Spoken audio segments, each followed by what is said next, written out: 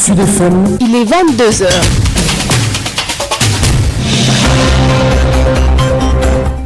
Bonsoir, il est 22h sur l'ensemble du réseau synchronisé de Sen Radio. Bienvenue à vous dans ce journal. Aïssatou Gueiba.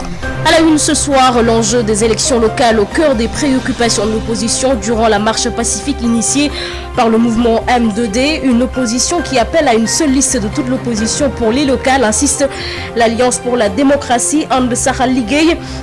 Les jeunes doivent aller s'inscrire massivement, dixit le leader de PASTEF, une manifestation lors de laquelle 2 détenus des événements de mars liés à l'affaire Ousmane Sonko ont été libérés. Les leaders maintiennent quand même la mobilisation pour la libération des 6 autres, toujours derrière les barreaux. Et puis, plus de 200 personnes tuées sous la dictature du président Yahya Jammeh.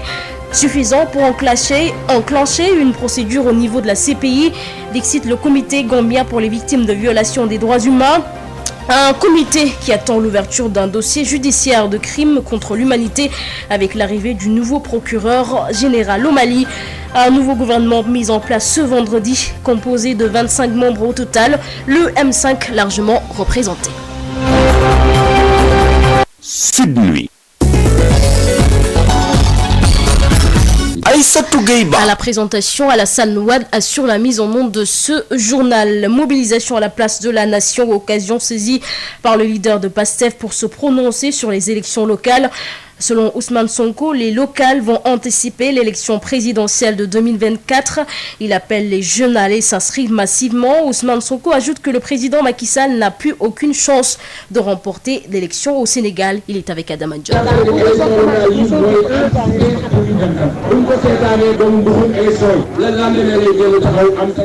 Ces élections locales vont anticiper la présidentielle de 2024.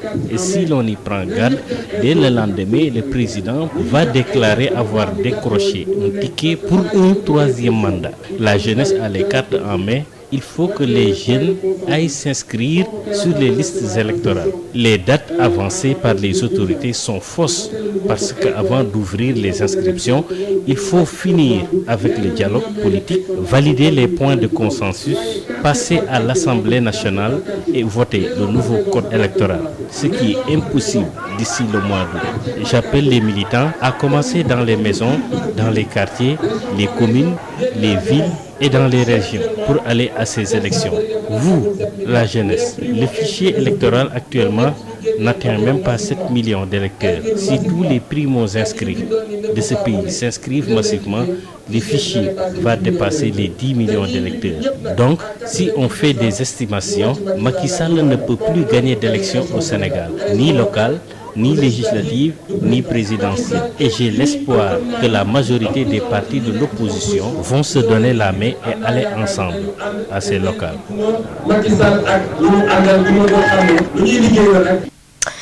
L'Alliance nationale pour la démocratie, And Sahel Ligue, mise sur l'unité de l'opposition. Si toutefois l'opposition gagne les grandes villes du pays, la présidentielle sera déjà acquise pour l'opposition. And Sahel Ligue de Aïdambo appelle à une seule liste de toute l'opposition réunie pour les locales. Ndemdia, porte-parole de l'Alliance, est avec Adam John. Les locales, parce que nous tendons vers les locales en 2022. Et ces locales vont déterminer la suite à donner par rapport aux législatives et la présidentielle. Si cette jeunesse mobilisée est engagée, ont compris ce message, ils sont allés massivement s'inscrire et qu'au soir du 23 janvier 2022, toutes les grandes villes soient perdues par la majorité présidentielle et soient gagnées par l'opposition, naturellement, on aura des législatives en 2022. Mais on aura une présidentielle qu'on est sûr de remporter. Parce qu'en face, la majorité aura perdu l'essentiel de collectivité territoriale. Par rapport à l'opinion, la seule dynamique qui va c'est la dynamique de l'opposition, qui a eu la confiance des populations. Macky Sall n'aura pas le courage de présenter sa nouvelle candidature, une 3e candidature. Dans la coalition Benno Bokk Yakaar aussi, il n'y a pas un potentiel candidat qui pourra remplir. De ce fait, il y aura faute d'adversaire, il n'y aura pas de combat. Et que l'opposition aura le temps de s'organiser, de se structurer et d'avoir une alternative crédible pour pouvoir gouverner le Sénégal à partir de 2024. En ce moment, il y a a l'ensemble des leaders de l'opposition se regroupent autour d'une structure. Il y avait le Front, il y a le M2D, il y a Pacte, il y a beaucoup de structures. Maintenant, on a une nouvelle organisation qui est soumise à l'appréciation de l'ensemble des leaders pour que toute l'opposition réunie fasse une seule liste pour les locales. Et que cette liste qui sera portée au niveau national va représenter l'ensemble des partis politiques dans l'ensemble des collectivités territoriales du Sénégal. Et que tous les tendances qui se trouvent à ce niveau vont s'organiser pour voir qui a le meilleur profil pour passer et que tout le monde sera derrière lui. Donc c'est ça le projet, les gens y travaillent. Je pense qu'il y a de fortes chances qu'on puisse réussir ça.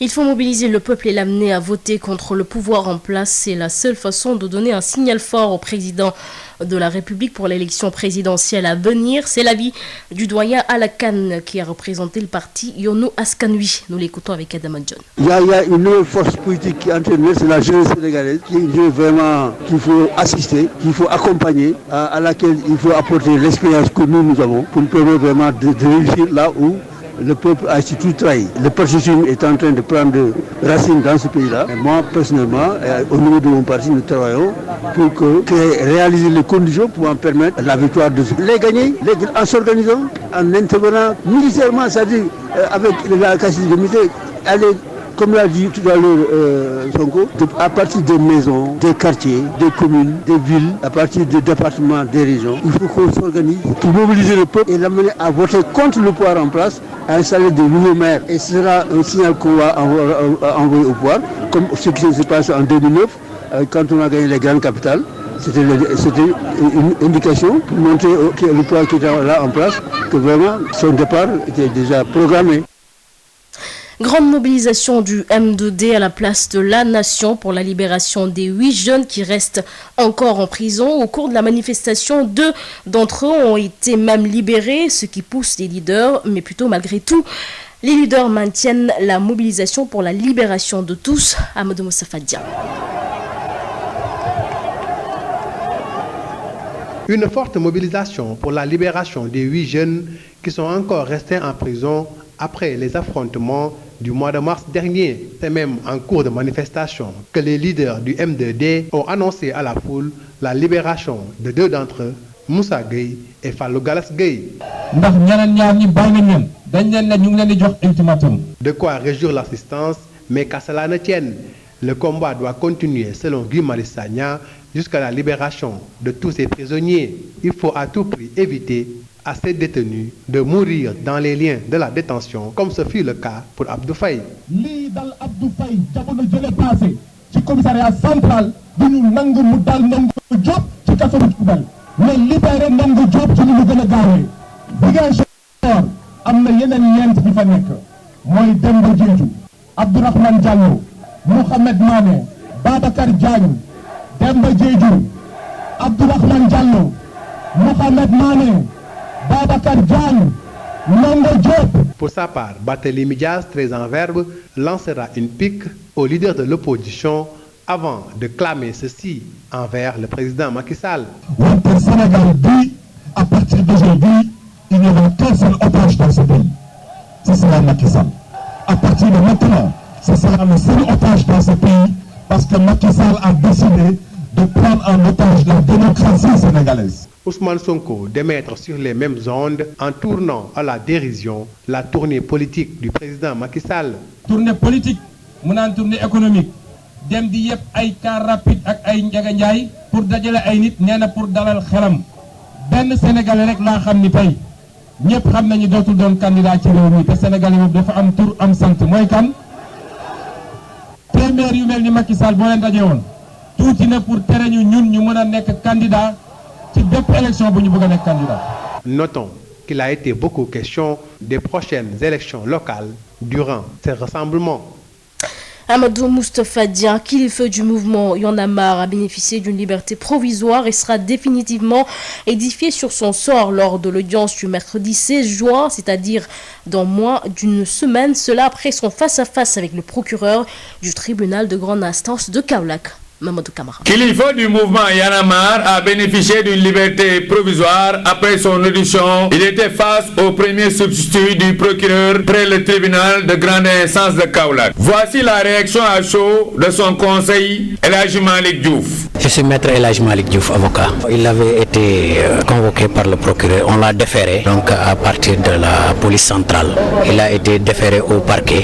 Donc le procureur avait fait un retour de parquet. Donc il était reparti donc à la police centrale passer la nuit. Et c'est ce matin qu'il est revenu donc au tribunal. Et le procureur vient de le recevoir à l'instant pour lui notifier les charges pour lesquelles il est poursuivi. Quelles sont les charges? On le poursuit pour 2 charges. La première charge c'est rébellion et l'autre charge c'est outrage à agent. Voilà les 2 principales charges pour lesquelles il est poursuivi. Je suis satisfait dans la mesure où mon client va dormir chez lui. Je suis satisfait parce que la liberté doit être le principe et la détention l'exception. Donc il bénéficie de la liberté provisoire et le procureur l'a renvoyé donc pour l'audience du mercredi 16 pour être jugé de ces 2 chefs, rébellion et outrage à agent. Kilifeu de Y en a marre sera définitivement édifié sur son sort car la sentence sera prononcée lors de l'audience du mercredi 16 juin 2021, Kaolack. Mamadou Camara sur FM.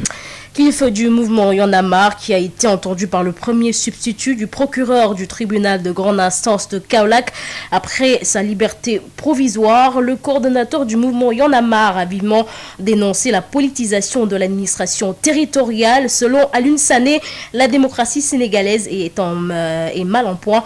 Alioune Sané, coordonnateur du mouvement Y en a marre, est avec Mamadou Camara. C'est que nous avons dans beaucoup de localités des préfets qui répondent aux ordres de la politique, aux ordres du président de la République. Nous avons vu le préfet de Dakar, la façon dont il traite les choses de façon partisane et de façon politicienne. Et aujourd'hui, on vient ici à Kaolack et les Kaolackois nous disent que nous avons un préfet ici à Kaolack qui dit aux Kaolackois que personne n'a le droit de manifester ici. La liberté de marche pacifique est un droit constitutionnel et nul préfet, nulle autorité, quel qu'il soit, même le président de la République, ne peut pas empêcher à des citoyens de manifester pacifiquement du moment où ils le font dans le respect des lois et règlements, du moment où un citoyen civilisé et respectueux de ces lois et règlements, ils font une lettre d'information parce que nous sommes sous le régime de la déclaration et non de l'autorisation. Une fois que les citoyens s'acquittent de cela, il revient maintenant à l'autorité de prendre les dispositions pour l'encadrement des marches pacifiques. Il est beaucoup plus difficile de faire face à une manifestation non autorisée plutôt qu'une manifestation à encadrer. Ça, on le sait. Donc, ce qu'il faut dénoncer, c'est cette politisation d'une certaine administration territoriale, de certains préfets qui sont dans nos régions, qui ne savent pas pourquoi ils sont là, qui répondent aux ordres de la politique et ça, il faut que ça cesse. Au niveau de Kaolack, nous avons eu écho de cela et ça ne peut pas se passer comme ça parce que chaque jour, il y a des Kaolackois qui sont là, qui vivent des injustices, qui sont des travailleurs, qui sont de dignes citoyens, qui ont besoin parfois de s'exprimer de façon pacifique en ne cassant rien du tout. Et bien alors, on a un préfet qui leur dit « Nous sommes devenus la risée de toute l'Afrique. Le Sénégal qui était cette vitrine de la démocratie, nous avions en fait cette manie de chanter tant cette démocratie sénégalaise un peu partout en Afrique. Mais maintenant, quand nous le faisons face à nos frères d'ailleurs d'Afrique, ils rient sous cap, ils nous disent mais arrêtez, votre président il est là-bas en train de vous massacrer, vous n'avez même plus le droit de marcher. Donc il y a un vrai recul démocratique et malheureusement Macky Sall est en train de faire pire que le régime d'Abdoulaye Wade, il est en train de faire pire que des choses contre lesquelles il s'est battu quand il était dans l'opposition. Et ça on ne peut pas l'accepter et nous ne l'accepterons pas, on continuera de lutter, on continuera de nous battre, il continuera d'avoir au Sénégal des voix qui s'élèvent pour avoir une autre tonalité, un autre son de cloche qui refuse d'être englouti par le pouvoir, qui refuse d'être corrompu par le pouvoir, à l'image de Y en a marre et d'autres mouvements qui depuis 10 ans restent constants à travers des figures comme Kilifeu, comme Tchad, comme Aliou, comme Malal, comme Simon et comme d'autres qui vont continuer de se battre. Le chef de l'État Macky Sall, qui est d'ailleurs attendu en tournée économique ce week-end, les membres de la coordination PASTEF de Saint-Louis attendent de pied ferme le président Macky Sall, dont la tournée économique est plutôt qualifiée de campagne déguisée. Ses membres dressent un bilan négatif de son régime et listent les difficultés qui ne trouvent toujours pas de solution. Problématique de la brèche, de l'assainissement, de l'insalubrité, entre autres difficultés. Diarasso est avec Yves Tendeng. Cette tournée économique, on a vu que c'est drapé d'une campagne électorale déguisée.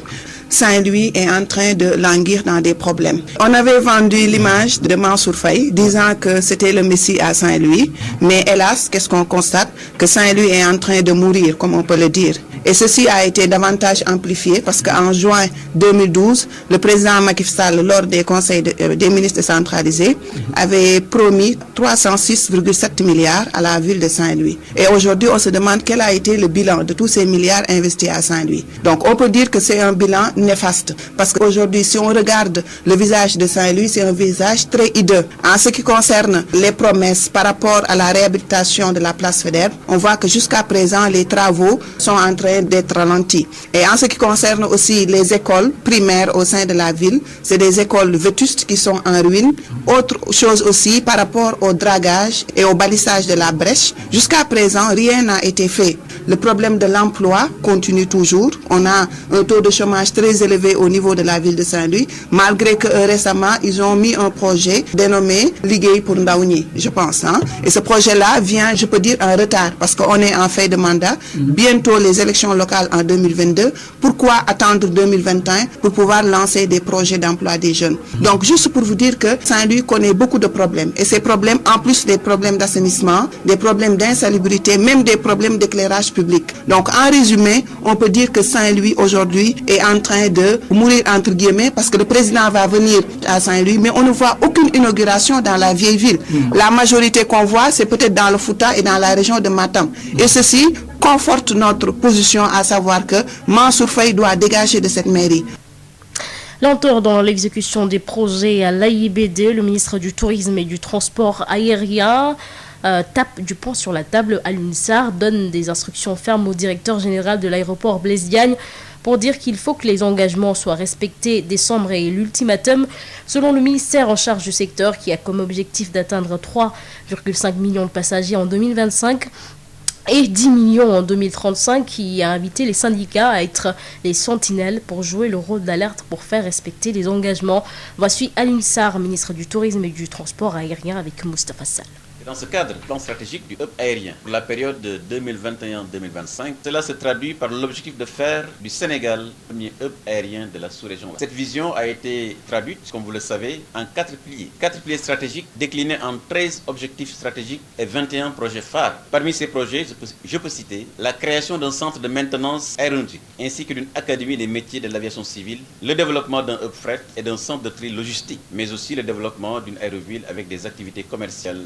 De AIBD, comme je vous l'ai dit à la Sonal, vous avez maintenant un chronogramme qui est clair, qui est précis, évidemment qu'il faut mettre en œuvre sans délai, mais également en respectant les délais. Ils sont fixés comme objectif d'ici le mois de décembre que les travaux du centre de maintenance démarrent. Nous ne pouvons plus accepter des délais aussi longs pour la mise en œuvre des projets. Parce que d'abord, le monde ne nous attend pas, la compétition est là, les autres sont en train d'avancer. Donc, tout pays qui prendra du retard dans la mise en œuvre des projets, naturellement, sera laissé en rade. Donc, je voudrais encore vous instruire dans cette rencontre, sans délai, de mettre en œuvre tous ces projets. Pas de bureaucratie, pas des gens de bras cassés qui ne suivent pas. Les projets, il faut les mettre en œuvre. C'est l'instruction du chef de l'État. Et moi, en tant que ministre tutelle, je n'accepterai pas une quelconque raison que les projets ne soient pas mis en œuvre dans les délais qui ont validé, que nous avons proposés et qui ont été validés. Donc, monsieur le directeur général, je voulais encore vous le rappeler, vous savez que j'ai plusieurs fois. Nous avons maintenant un très haut niveau de sécurité et de sûreté, de permettre de générer un accroissement significatif du trafic en faisant passer le nombre de passagers de 3,5 millions en 2025 à 10 millions en 2030, avec une croissance de 30% des passagers en correspondance. Créer un véritable pôle aéronautique autour du MRO et de l'Académie des métiers de l'aviation civile. AIBD, aujourd'hui, n'a pas d'hôtel. Pensez qu'il est normal qu'un aéroport international sous-régional soit là avec plus de 200 hectares de nids et qu'on ne soit pas en mesure de mobiliser le secteur privé pour construire des hôtels. Donc, monsieur le directeur général, il faut mois de décembre, la construction des hôtels également démarre immédiatement. Ce sont des procédures inacceptables. On est là, on tourne en rond. Pendant ce temps, d'autres pays avancent. Donc, moi, je vous dis, décembre, nous avons pris l'engagement devant le chef de l'État. Nous allons présenter des hôtels, nous allons présenter un centre de maintenance, nous allons présenter un centre de formation au métier aérien. La jeunesse n'attendra pas qu'on soit là, à tourner en rond sur des procédures. Donc, c'est pourquoi moi, en tant que ministre, je ne cherche pas des amis pour ça. Il faut que ça soit réalisé, hic et nunc, comme disent les. Vraiment, les syndicats, je vous invite à jouer votre rôle, je ne vais pas dire de protestataire. Donc, jouer votre rôle également de participant et d'acteur, d'alerte. Atelier de partage sur l'information des populations venant des industries minières à Meouane sur les actions menées pour un partage inclusif. Anda Diapol a réuni les acteurs autour d'une table. Baba Carson.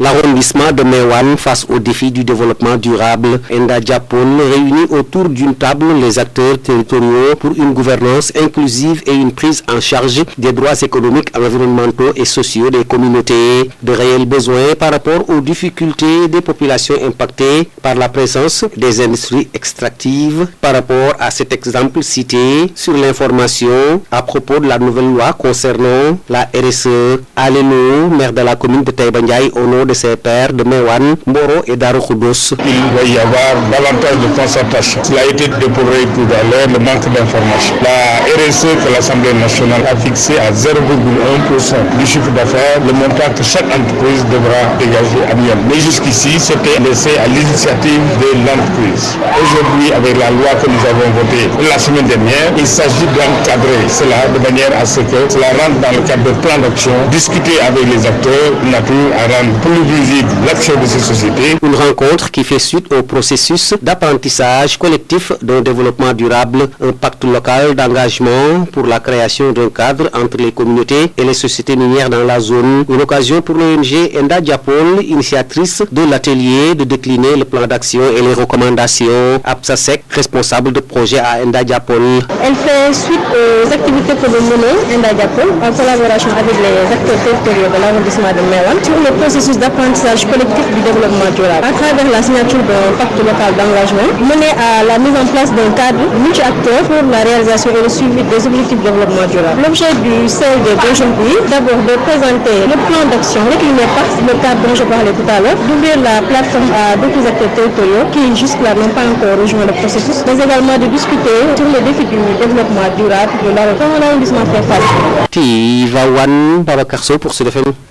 Et l'autorité administrative au nom de l'État est chargée en tant qu'arbitre de fixer les règles du jeu entre industrie et communautés impactées. Ibrahim Andao, sous-préfet de Mewan, est avec Babakarso. Cette rencontre est importante à plus d'un titre parce qu'elle nous permettra de ne plus avoir un monologue entre des populations qui tirent à boulet rouge sur des entreprises. Nous, État, on est là, nous ne sommes ni du côté des entreprises, ni exclusivement du côté des populations, mais nous servons d'interface, de régulateur, parce que aussi les entreprises sont là grâce à des concessions données par les pouvoirs publics. Nous sommes dans l'obligation de les accompagner dans la mise en œuvre de leur politique industrielle, mais aussi veiller à la sécurité et au bien-être des populations. Mais c'est possible, c'est ce qui doit être fait et c'est ce qui est en train d'être fait. En tant qu'État, nous devons veiller au nom de l'exécutif dans la bonne marche des choses, sur le plan économique, sur le plan social. Maintenant, vous avez entendu quelque part des égratignures allant dans le sens de RSE, la responsabilité sociétale d'entreprise. Heureusement que nous avons un député dans la salle, il pourra y intervenir assez longuement les dispositions législatives que le gouvernement de la République est en train d'entreprendre pour encadrer. Moi, j'ai mis le focus sur quoi? La non-communication qu'il y a ou qu'on constate au niveau de ces entreprises. Certaines sont en train de faire énormément de bonnes choses ou des choses, mais dont les populations ignorent. Si vous allez vers un maire responsable local, il n'est pas au courant de ce que l'entreprise fait au niveau de sa commune. Ça, vous voyez qu'il y a problème. Je suis entré même dans des détails en disant que le plan social minier de GCO cette année 2021 est de 200 millions. On m'a amené le document dans mon bureau pour me demander mon avis. J'ai dit plus que favorable. Creuser un deuxième forage à Diogo, clôturer l'école élémentaire de Diogo, donner des appuis aux fédérations d'étudiants de ces 4 communes et par extension la commune de Tivaouane, celle de Mekhe, acheter des médicaments jusqu'à hauteur de 14 millions pour les postes de santé, 2 salles de classe pour le lycée de Mewan, 2 salles de classe pour le CM de Darou Khoudoss. Sud FM. À Vélingara, 5 membres d'une même famille périssent dans un accident de la circulation survenu ce matin sur la RN6 à hauteur du village de Sintia Kundara. C'est un bus dont le porte-bagages a décroché qui est tombé sur un véhicule 7 places. Boubacar Tamba. La liste macabre des accidentés de la route s'allonge. Il y a eu 5 morts et des blessés, dont au moins 2 graves ce vendredi matin sur la Nationale 6 à la hauteur du village de Sintia Kundara, situé dans le département de Vélingara. Plusieurs sources concordantes laisseront entendre que c'est un bus en provenance de Dakar et qui reliait Vélingara qui est tombé sur un véhicule de transport de type 7 places. Selon toujours les mêmes sources, les 2 véhicules se sont retrouvés au niveau d'un ralentisseur que le bus a percuté avant de tomber sur le véhicule de 7 places du fait de son porte-bagages lourdement chargé qui aurait décroché. Les 5 morts et les 2 blessés graves sont du véhicule 7 places et seraient de la même famille. Et ils se rendaient à Tambacounda pour présenter des condoléances dans une famille qui a aussi perdu accidentellement un membre. Les pompiers de Vélingara ont acheminé les blessés au centre hospitalier régional de Tambacounda et les Pandores en poste à Mandadouane ont procédé au constat d'usage. Boubacar Tambacounda, Sud FM. Boubacar Tamba, en prélude à la journée internationale de sensibilisation de l'albinisme, l'association HPS a organisé une journée de distribution de crème solaire, casquettes, lunettes aux personnes atteintes d'albinisme. Compte rendu d'Aïfa Toudjo. Des crèmes solaires, chapeaux, lunettes de soleil sont distribuées par l'association HPS aux personnes atteintes d'albinisme. Luc Assokba, son secrétaire général. La journée d'aujourd'hui, c'est un prélude à la journée internationale de sensibilisation sur l'albinisme qui est célébrée le 13 juin de chaque année. Et comme nous avons l'habitude d'accompagner les personnes atteintes d'albinisme, donc on a organisé cette journée aujourd'hui pour la sensibilisation sur les risques du cancer de la peau et aussi sur les droits des albinos qui sont souvent bafoués. Plus de 300 crèmes solaires sont offertes par des donateurs, rajoute-t-il.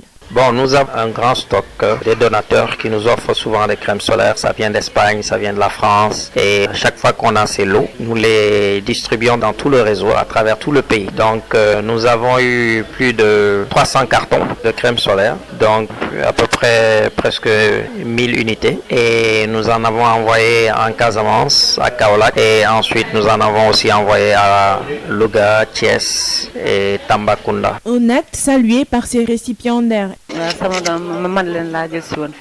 Je suis venue ici aujourd'hui pour prendre des crèmes solaires pour ma fille Mado. Chaque année, on vient ici pour prendre des crèmes solaires, des habits. L'association nous aide beaucoup par rapport à ça. Et vous savez que les laits de corps pour albinos sont trop chers ici.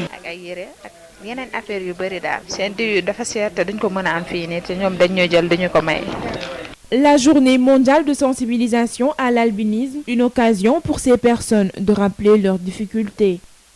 Daïfa Toudjo, je vous le disais en titre, plus de 200 personnes tuées sous la dictature du président Yahya Jammeh, suffisant pour enclencher une procédure au niveau de la CPI selon le comité gambien pour les victimes de violations des droits humains. Ses membres espèrent qu'avec l'arrivée du nouveau procureur général, un dossier judiciaire de crimes contre l'humanité sera ouvert. Le comité tire par ailleurs sur l'irresponsabilité et l'échec de la sortante Fatou Ben. Baba Aïdara, membre fondateur du comité, est au micro de Baba Karsan.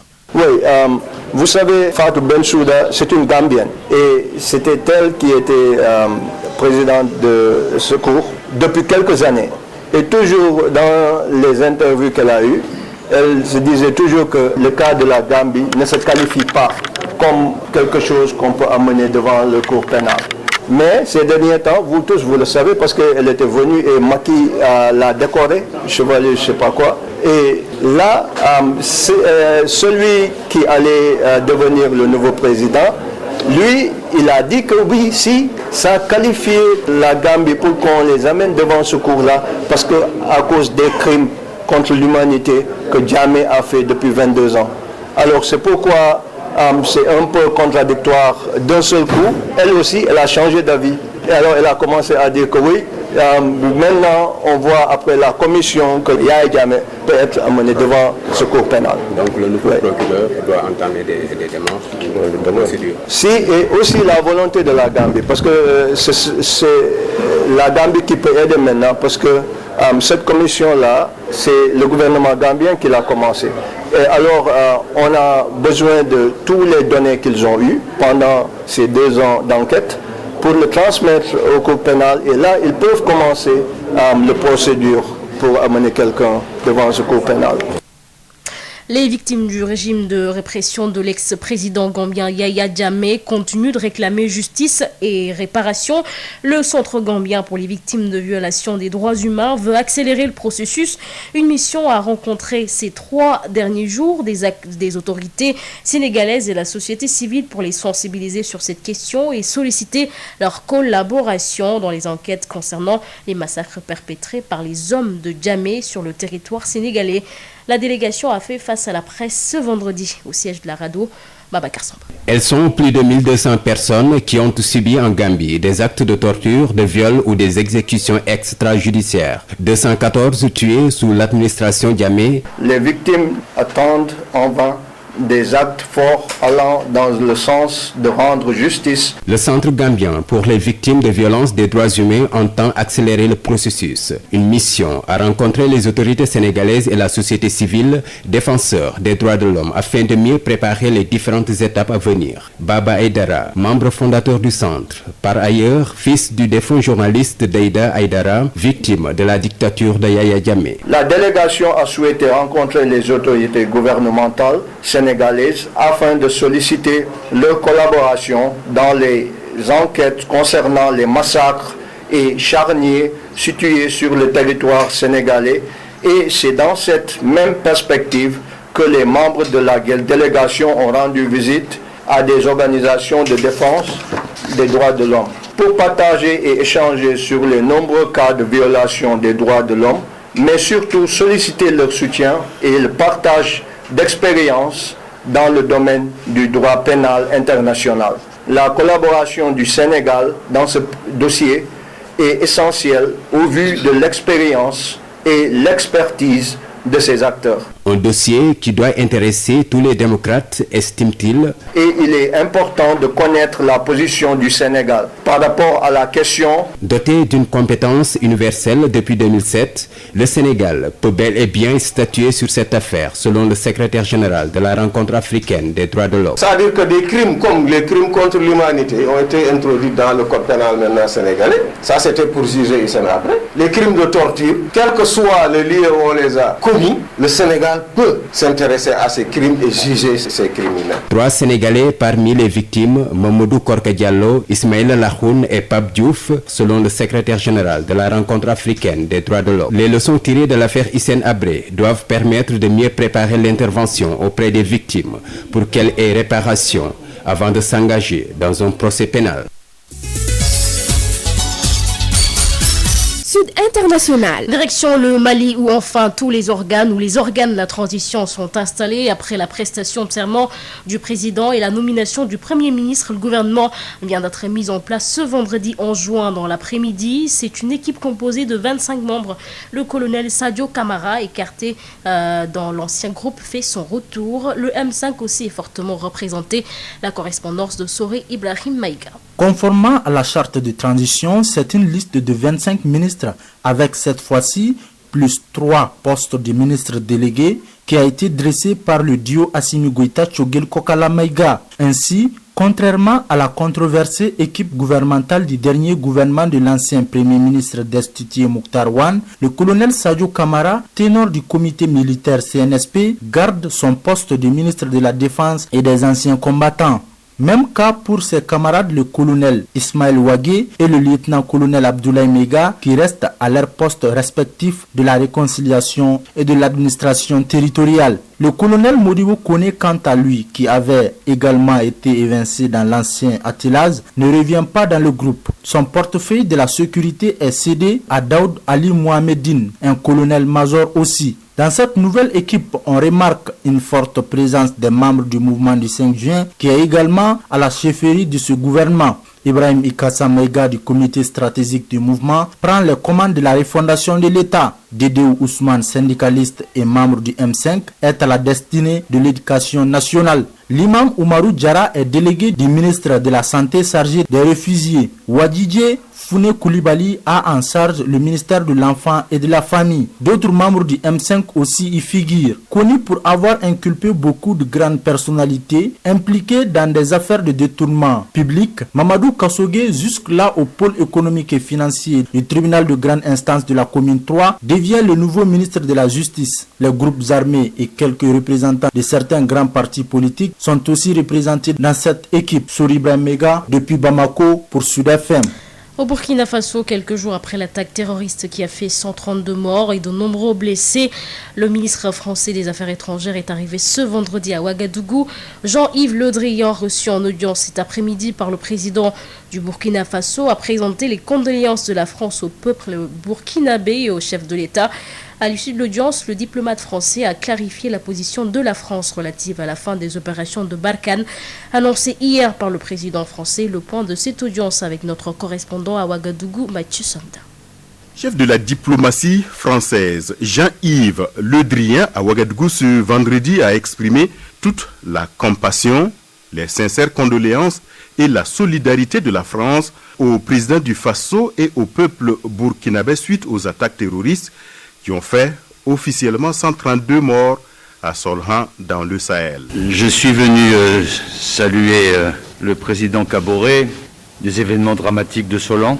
Ce déplacement n'était pas initialement prévu, mais il se trouvait que je me suis rendu hier à Abidjan avant de rentrer à Paris. Je pensais indispensable de m'arrêter ici pour présenter au président Kaboré les condoléances de la France, notre empathie à l'égard du peuple burkinabé à la suite de ce carnage. Sur le terrain de la lutte contre le terrorisme, Jean-Yves Le Drian a indiqué que la France va poursuivre le combat contre les terroristes en collaboration avec les pays du Sahel. Ce sont les mêmes priorités que celles qui ont été évoquées à la fois au sommet de Pau en janvier 2020 que celles qui ont été évoquées au sommet de Djamena en février 2020. D'abord, poursuivre la lutte contre le terrorisme, même si le modèle de Barkhane n'est plus le modèle adapté. Le deuxième axe, le renforcement des forces conjointes du G5 Sahel.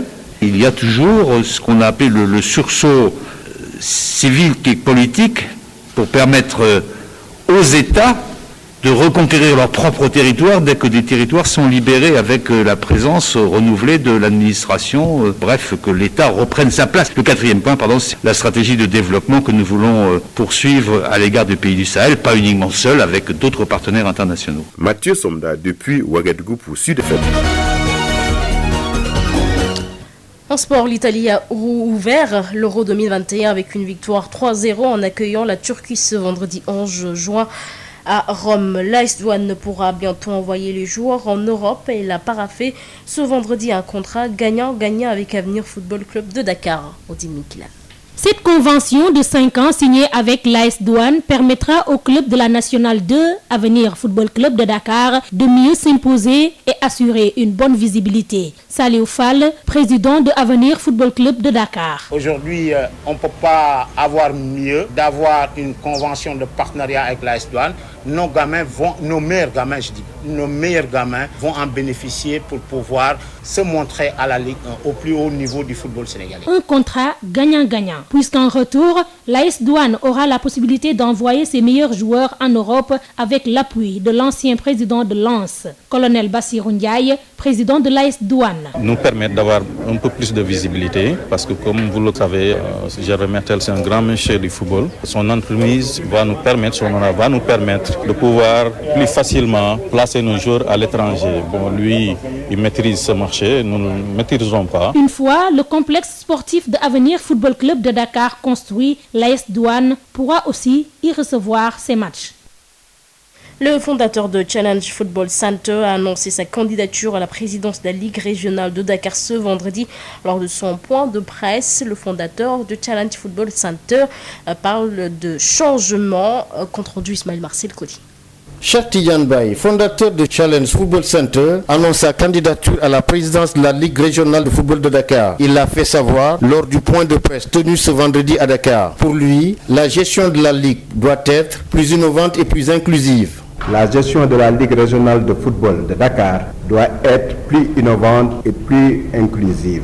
Mieux, il urge de mettre en place une nouvelle ligue forte, performante, transparente, où l'éthique sera au-dessus de toutes les contingences extérieures à l'intérêt exclusif des clubs. Ainsi, je m'engage autour d'une équipe pluridisciplinaire à impulser un élan de rupture totale du mode de fonctionnement de la Ligue de football de Dakar dans sa forme actuelle. Pour une meilleure réussite de son projet, Cheikh Tidiane Baye, fondateur de Challenge Football Center, s'appuie sur 6 piliers. Mais dans les 6 commandements, il y a la formation des jeunes, il y a la formation des moniteurs, il y a aussi tout ce qui concerne les engagements et la location des terrains que les clubs amateurs payés. Nous serons là pour vraiment aller chercher des moyens pour la Ligue en matière de sponsoring et en mécénat. Omar Ngalendiaï, un autre prétendant a renoncé à sa candidature vu la pertinence du programme de ce dernier. Durant notre rencontre même avec M. Mbaye, nos programmes ont été déclinés.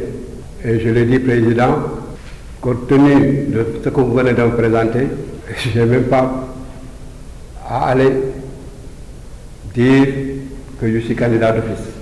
Président, votre programme est plus consistant que le mien. Donc avec le vôtre, je serai à vos côtés, partager avec vous vos ambitions qui sont miennes. Pour rappel, Cheikh Tidiane Baye, âgé de 47 ans, est le fondateur de Challenge Football Center, la seule et unique académie de sport et études au Sénégal, un centre qui accueille 100 pensionnaires de toutes les régions du Sénégal, de la sous-région ouest-africaine, mais aussi de l'Europe. Biotox anti-moustique pour le corps, les vêtements, les rideaux et draps vous protège contre les moustiques chez l'adulte et l'enfant. Val d'Afrique vous offre votre journal de la santé. Bonjour et bienvenue, nous parlons de la maladie dite mystérieuse, une maladie qui se manifeste par des diarrhées et des vomissements. Le directeur de cabinet du ministre de la Santé et de l'Action sociale rassure les Sénégalais. Selon Alphonse Ousmane Thiaw, les patients se portent bien et des analyses sont en train d'être faites pour déterminer la cause de cette maladie. On l'écoute au micro de Birama Ndiaye. La santé est bien structurée de telle sorte que dès que nous avons l'information sur une maladie qui apparaît quelque part, le district sanitaire qui est compétent a naturellement pris en charge la question et les personnes qui ont été touchées par cette maladie sont bien prises en charge. Les investigations continuent, mais je peux rassurer sur ce point de vue-là que le ministère de la Santé et de l'Action sociale, notamment à travers la personne de M. le ministre, les instructions ont été données à la région médicale de Thiès et au district sanitaire compétent pour une bonne prise en charge de ces patients. Et pour l'instant, vraiment, nous rendons grâce à Dieu, tout se passe très bien. Est-ce que nous avons des informations exactes sur la maladie? Les informations, nous les partageons le moment venu avec la presse et vous aurez toutes ces informations nécessaires. Le syndicat des pharmaciens privés du Sénégal sort de sa réserve pour alerter sur le danger qui guette les populations après la saisie de médicaments d'une valeur estimée à 518 millions de francs CFA. Les pharmaciens précisent que ces produits sont déclarés comme de faux médicaments parce qu'on ne connaît pas leur provenance et on ne peut pas certifier leur qualité. C'est tout pour aujourd'hui. Merci de nous avoir suivis. Biotox anti-moustique pour le corps, les vêtements, les rideaux et draps vous protège contre les moustiques chez l'adulte et l'enfant. Val d'Afrique vous a offert votre journal de la santé.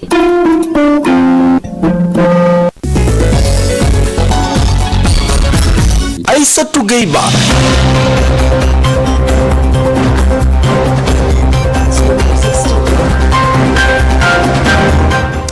À 22h41, c'est la fin de ce journal, mais avant de nous quitter, le rappel des titres. Aïssatou Gueye-Ba. L'enjeu des élections locales au cœur des préoccupations de l'opposition durant la marche pacifique initiée par le mouvement M2D, une opposition qui appelle à une liste de toute l'opposition pour les locales, insiste l'Alliance pour la démocratie Andesara Liguey. Les jeunes doivent aller s'inscrire massivement, dixit le leader de PASTEF, une manifestation lors de laquelle 2 détenus des événements de mars liés à l'affaire Ousmane Sonko Adji Sarr ont été libérés. Les leaders maintiennent quand même la mobilisation pour la libération des 6 autres détenus toujours derrière les barreaux. Et puis, plus de 200 personnes tuées sous la dictature du président Yahya Jammeh, suffisant pour enclencher une procédure au niveau de la CPI, dixit le comité gambien pour les victimes de violations des droits humains. Un comité qui attend l'ouverture d'un dossier judiciaire de crimes contre l'humanité avec l'arrivée du nouveau procureur général. Au Mali, un nouveau gouvernement mis en place ce vendredi composé de 25 membres au total, le M5 largement représenté.